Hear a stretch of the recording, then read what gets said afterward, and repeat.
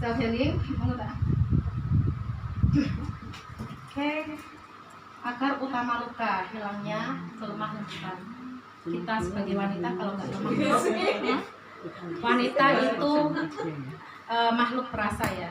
Harusnya kita lemah lembut, harusnya kita punya empati yang tinggi. Ketika anak itu luka, sakit ya, ketika suami sakit ya, kita bisa merasakan itu harusnya.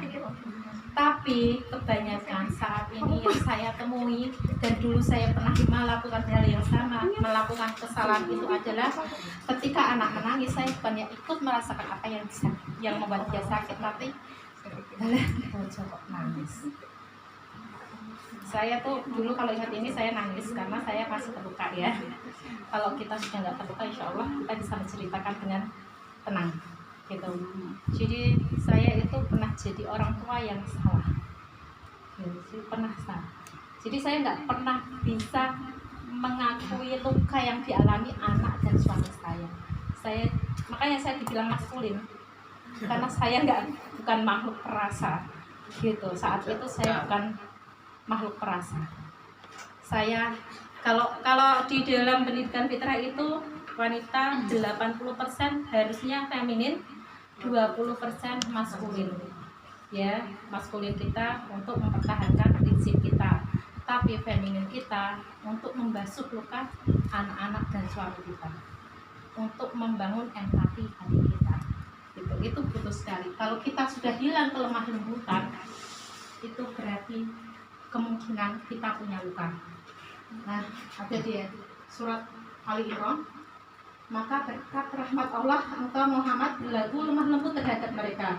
Sekiranya kamu bersikap kasar dan berhati kasar, tentulah mereka menjauhkan diri dari sekitarmu. Begitulah kalau kita nggak punya teman, karena kita kasar, maka orang-orang akan menjauh dari kita. Karena salah satu ciri orang muslim itu berhati lemah lembut, berakhlak baik ya.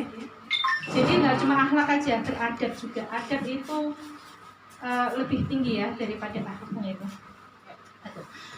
Karena kalau akhlak itu sebatas sikap kita baik dari kita bersikap baik. Tapi kalau adab, kita sudah memikirkan kira-kira orang yang kita perlakukan itu bagaimana. Kita sudah memikirkan ke orang lain, itu adab. Ya, enggak. Ya.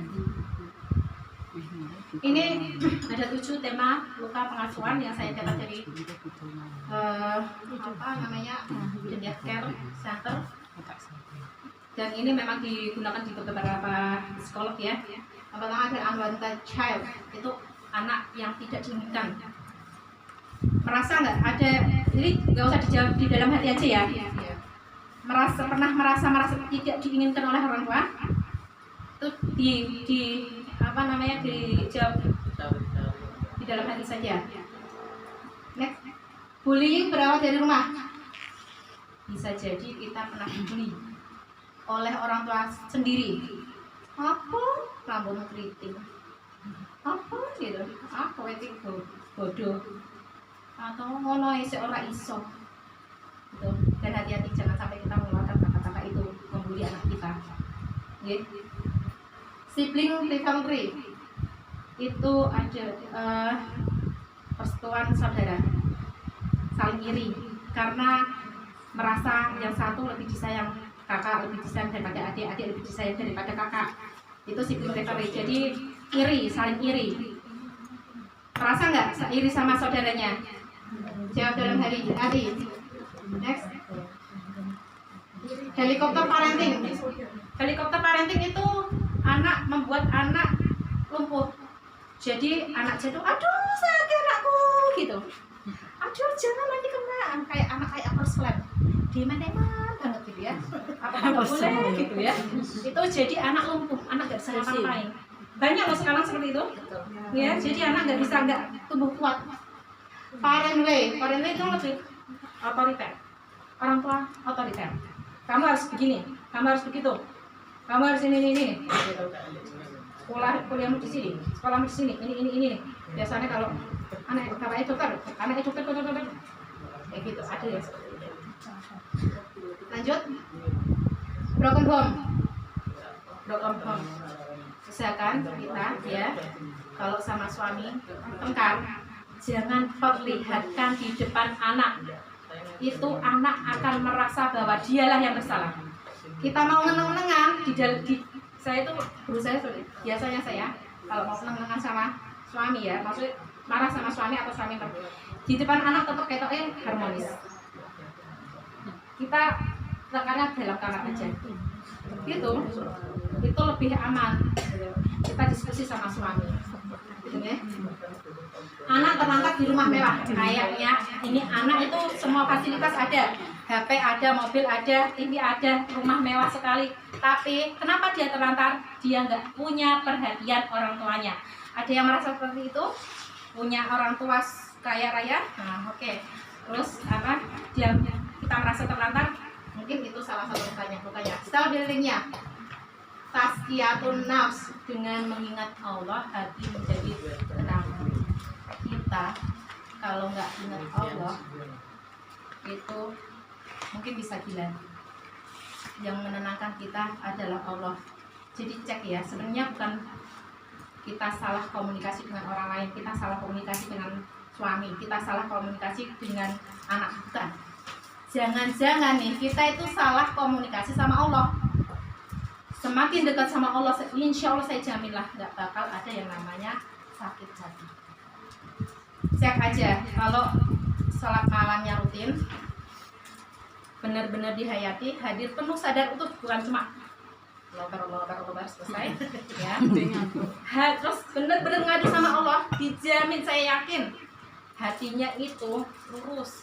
Mau anak mecahin piring, ya Allah apa sih yang kamu sakit enggak, pasti ya.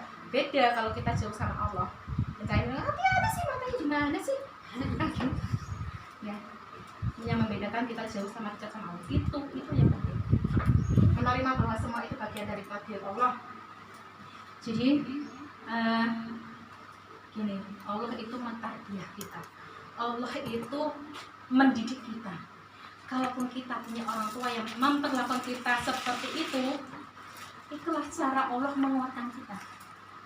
Jadi jangan menyalahkan orang tua, gitu ya. Memang caranya Allah mendidik kita seperti itu, dengan menitipkan kita pada orang tua. Dan bisa jadi orang tua kita itu juga dididik yang sama oleh kakek nenek kita. Jadi ini kalau nggak kita yang putus, maka ini akan jadi rantai lagi, nanti anak kita sama, cucu kita lagi kayak gitu. Jadi kita yang bisa memutus rantai ini, gitu ya. Allah selalu memberi kita pilihan. Kita kasih Allah akal, kita kasih Allah hati. Jadi kita bisa milih jalan takwa atau jalan dosa, ya. Kita inilah bisa, kita merasakan aku sakit hati nih, tapi kan kita bisa milih mau sakit hati terus atau mau berubah ke arah yang lebih baik. Membuat jurnal syukur, kalau kita mau ya, banyak sekali hal yang kita syukuri. Jadi jangan cuma menyalahkan keadaan terus, tapi buatlah jurnal syukur. Setiap kita baca jurnalnya, oh iya, aku ternyata banyak sekali syukurnya, suamiku ternyata baik sekali, anak saya ternyata baik sekali, orang tuaku ternyata baik sekali. Menemukan dan mewujudkan tujuan hidup. Nah, kalau kita punya tujuan, kita nggak akan nengok-nengok, kita nggak akan orang itu kok gini, aku kok gini, jadi nak koper kan, nah gitu akhirnya kita nak koper dengan ini, tengok-tengok melihat kebahagiaan orang yang kelihatan bahagia ya, karena kita sudah sibuk dengan tujuan hidup kita. Sungguh Al-Baqarah ayat 222, sungguh Allah menyukai orang yang taubat dan menyukai orang yang mensucikan diri. Jadi gini ya, bukan orang yang suci, tapi orang yang menyucikan diri. Karena Allah tahu bahwa kita itu bisa berbuat salah, ya kan? Manusia itu pasti pernah bersalah, tapi Allah itu pasti menyediakan jalan untuk menyucikan dirinya, memberi peluang kita untuk menyucikan diri, dan Allah mencintai itu. Semoga Dengan ini kita tahu akar masalah kita, dan insya Allah nanti teknik sama Mbak Mumu. Monggo. Sek ngombe sek.